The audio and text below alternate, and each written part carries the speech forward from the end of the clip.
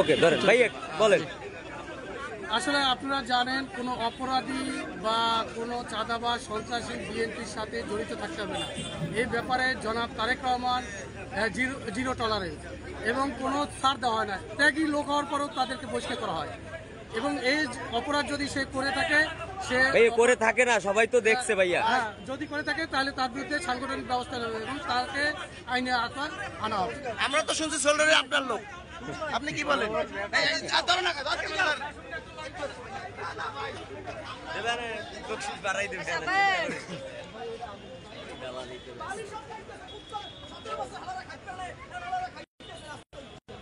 কুত্তার মতো করতেছে এগুলো, কুত্তার মতো করে শালারা,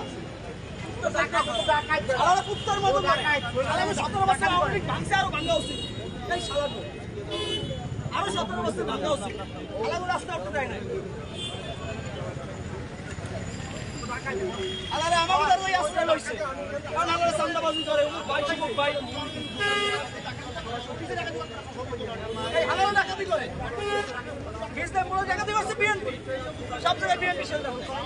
আলা কত একটা টাকা খাউন নাই শালার মাথা দিয়ে কুত্তার বাচ্চা বিএনপি পুরাই আওয়ামী লীগ আলা আওয়ামী লীগ খরাতির বাচ্চারা আমরা সব শালা ছবি তোলা আছে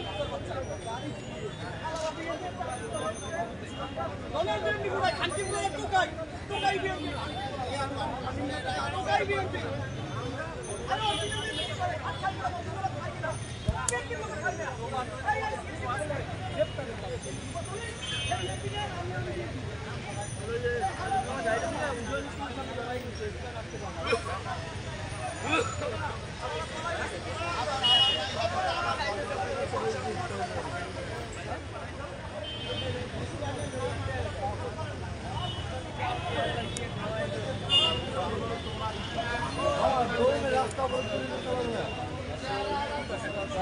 ক্ষমতায় যাইবে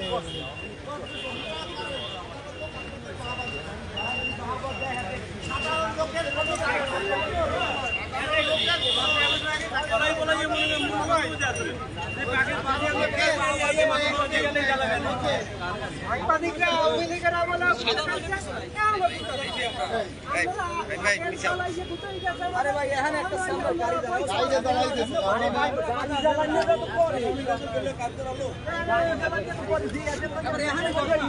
এখানে ঘটনা কোডের এত মানুষ একটা মানুষ দেয় না, এখানে এতগুলো ফোর্স ফোর্স বলে এই জায়গায় 13 জন একটা ফোর্সই দেয় না। কি হইছে কি বলবেন বলেন? কিসের বিএনপি কি কি ফোর্স দেখবে না, আর চিন্তা করে কোন মানে কি কয় বিএনপি কিসে করে বাড়ি শুরু করব কথা না না না ওলি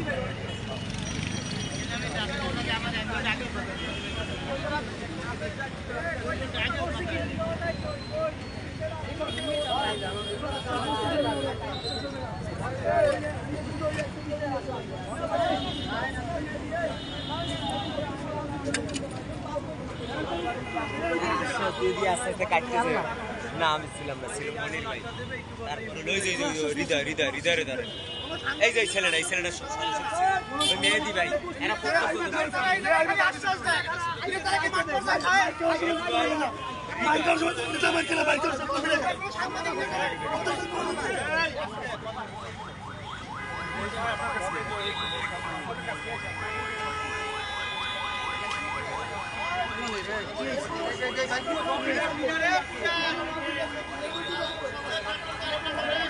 রাকিব এই নিতে সত্য রাকিব ভাইয়া একটু হ্যাঁ ওই জায়গায় থাকি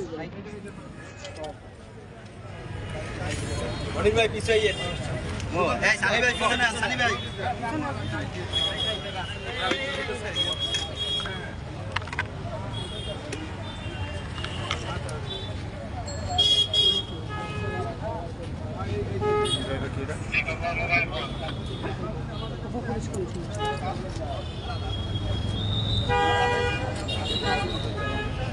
মোবাইল ফোন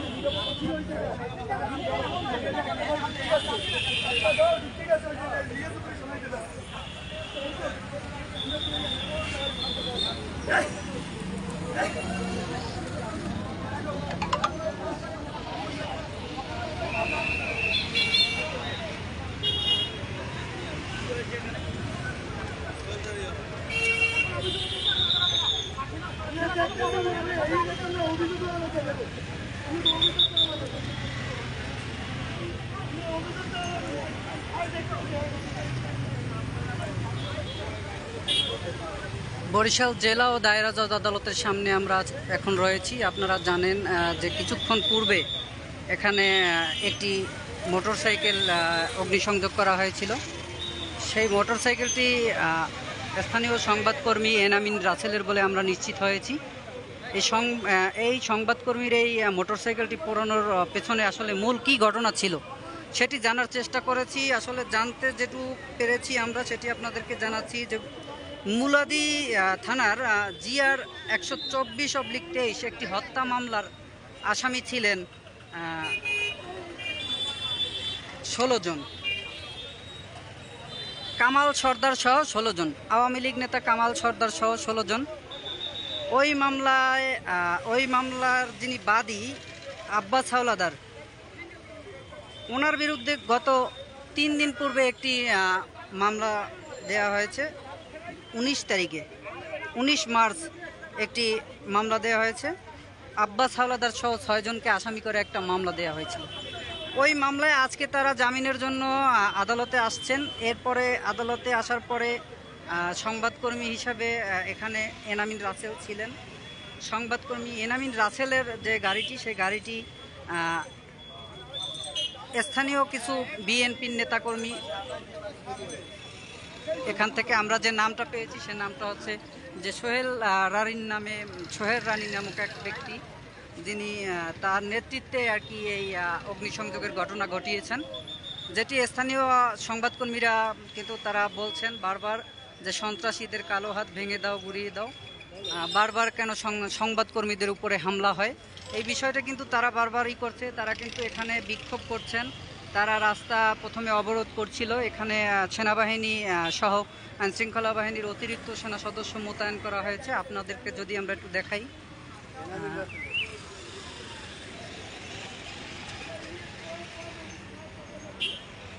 এই ঘটনার সূত্র ধরেই আসলে আজকে এই অগ্নিসংযোগের ঘটনা, যে বাবুগঞ্জ থানার জিআর 23/25 যে মামলাটি, সেই মামলায় আজকে আব্বাস হাওলাদার সহ 6 জন জামিন পেয়েছেন। এই মামলায় মূলত বিষয়কে কেন্দ্র করে আজকে এই ঘটনার সূত্রপাত আমরা যেটি জানতে পেরেছি।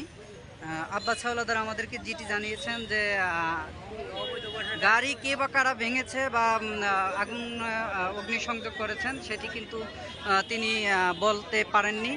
কিন্তু স্থানীয় এখানে যারা রয়েছেন বর্তমানে এখন যারা অবস্থান করছেন তারা কিন্তু বলছেন যে গাড়িটি সোহেল রারি সাবেক ছাত্রদল নেতা সোহেল রারির নেতৃত্বে আর কি এই অগ্নিসংযোগের ঘটনাটি ঘটিয়েছে। এটি কিন্তু তারা কিন্তু বলছেন তারা বিক্ষোভ করছেন। এখানে কিছুক্ষণ পূর্বে আপনারা দেখেছেন আমরা যুবদলের সাংগঠনিক সম্পাদক অ্যাডভোকেট হাফিজ উদ্দিন বাবলু সাহেবের বক্তব্য আমরা শুনেছি।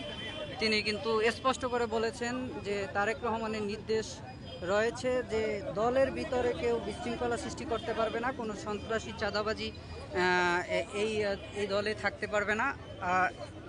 স্পষ্ট করে তিনি জানান দিয়েছেন যে যদি এ ধরনের ঘটনার সাথে তারা জড়িত থাকে তাহলে তাদের বিরুদ্ধে অবশ্যই সাংগঠনিক এবং দলীয় ব্যবস্থা গ্রহণ করবেন। আপনাদেরকে আমরা দেখাচ্ছি যে এই মুহূর্তে কিন্তু বরিশাল মহানগর বিএনপির সাবেক সদস্য সচিব অ্যাডভোকেট মীর জাহিদুল কবির জাহিদ এখানে উপস্থিত হয়েছেন। এখানে পুলিশের ঊর্ধ্বতন কর্মকর্তারা উপস্থিত হয়েছেন। এখানে বরিশাল রিপোর্টার্স ইউনিটির যিনি সভাপতি সেক্রেটারি তারা এখানে উপস্থিত হয়েছেন। তারা কিন্তু বলছেন যে এনামিন রাসেলের যে সংবাদকর্মী এনামিন রাসেলের যে গাড়িটিকে অহেতুকভাবে অগ্নিসংযোগ করে পুড়িয়ে দেওয়া হয়েছে এটা অন্যায়, এটা অবিচার এবং এছাড়া তার উপরে যে হামলা করা হয়েছে, মারধর করা হয়েছে তারও নিন্দা কিন্তু তারা জানিয়েছেন। তারা বলছেন যে কেন বারবার তাদের উপরে হামলা হবে।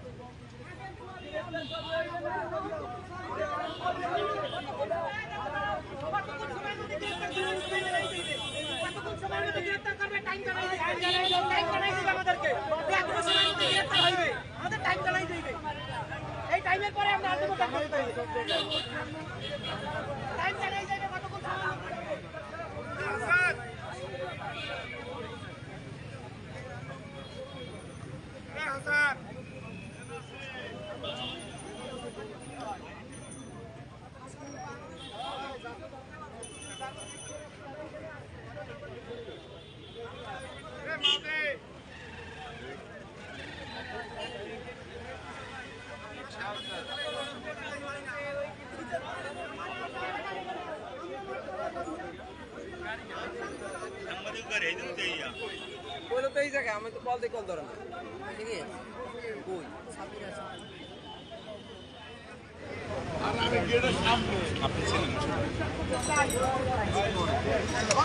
ঘটনার পিছনে অনেক ঘটনা আছে।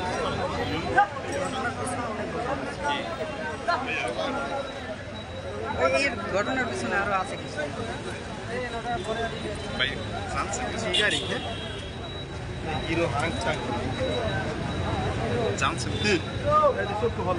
মুলাদি থানার জিআর 124-23 মামলা একটি হত্যা মামলা, যেই মামলাটির বাদী আব্বাস হাওলাদার। এই মামলার আসামি ছিলেন কামাল সর্দার সহ 16 জন, আওয়ামী লীগ নেতা কামাল সর্দার সহ 16 জন। ওই মামলার পরিপ্রেক্ষিতে একটি পাল্টা মামলা দেওয়া হয় গত 19 মার্চ। আব্বাস হাওলাদার সহ 6 জনকে আসামি করে একটি মামলা দেওয়া হয়, মামলা নাম্বার জিআর 23-25 বাবুগঞ্জ।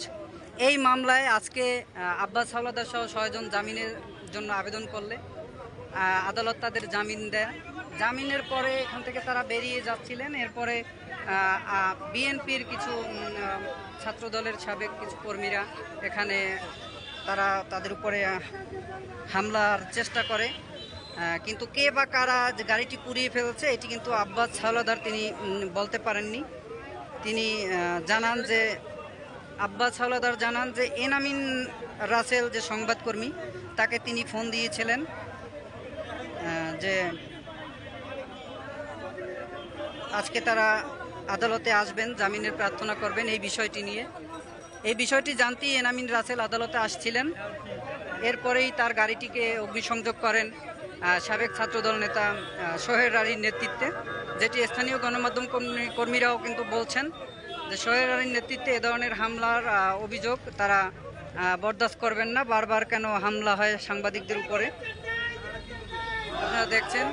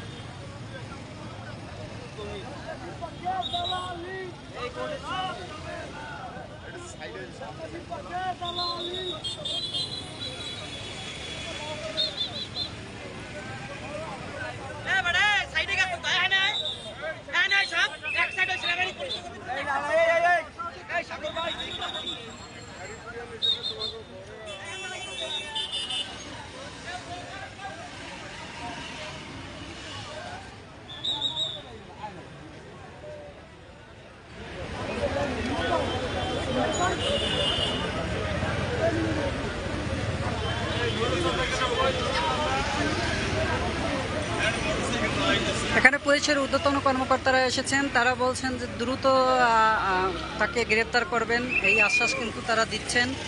সাংবাদিকরা বলছেন যে কত টাইম নেবেন গ্রেপ্তারের জন্য, এইটির দাবিতে কিন্তু তারা এখনও অবস্থানে রয়েছেন।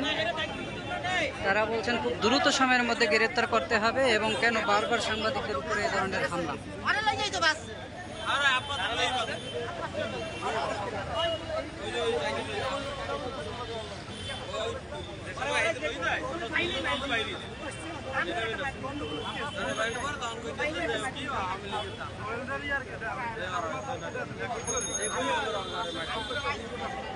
মুখপাত্রটা ছেলে আছে মনি পারে এবার সেই মাইরে আর 10-12 লোক আছে এবার তারা সরে গেছে, এবার তার গাড়ি চালাই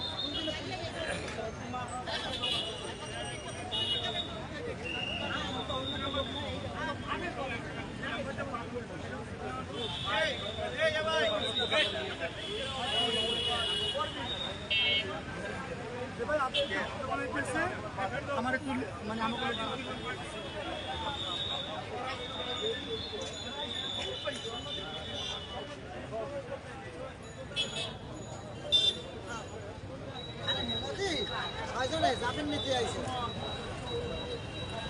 আন্দাজে কথা বলেন না, মুলা দিকে তাহলে বাবুগঞ্জ না, আন্দাজে আন্দাজে কথা বলেন।